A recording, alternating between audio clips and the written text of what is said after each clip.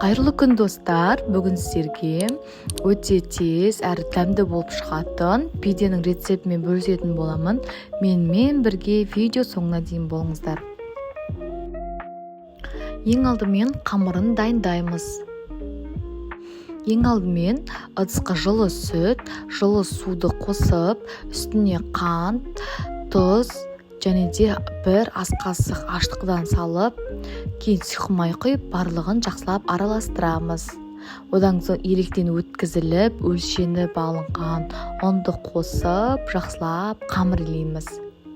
Міне біздің қамырымыз дайын. Енді оның бетін жауып, көтерілгенше 35-40 минутқа жылы жерге қоямыз. Енді салмасын дайындаймыз. Ол үшін 250 грамм фарштың үстіне блендерда езілген пиязды қосамыз.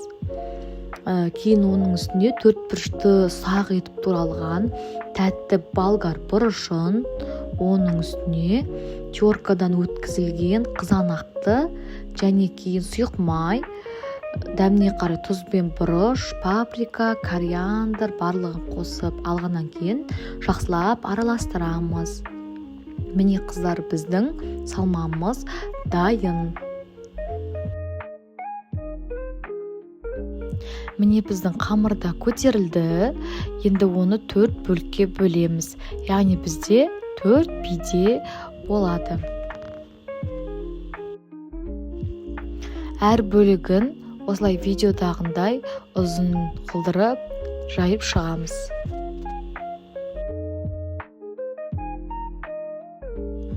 Ең бірінші қамырды противеньге қойып аламыз.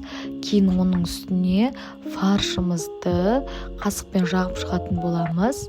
Одан кейін видеодағындай қамырды ішкі жағына орап, осылай әдемі формаға келтіреміз.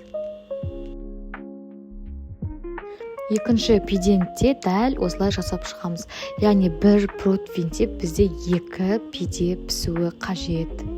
Міне енді қамырының үстіне жұмыртқаның сарысы мен суды араластырып, осылай тек қана қамырына жағып шығамыз. Алдын ала қыздырылған пеште 20 минуттай пісіреміз. Кейін пісіруге бір 2-3 минут қалған кезде бетіне сырды сеуіп шығатын боламыз.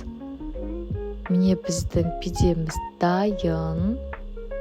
Өте дәмді болып шығады. Балалар пицца деп жеп қояды. Оның үстіне тез дайындалады. Осы рецептпен жасап көріңіздер. Менің арнама тіркеліп, пікір қалдыруды ұмытпаңыздар. Барлықтарыңызға рахмет.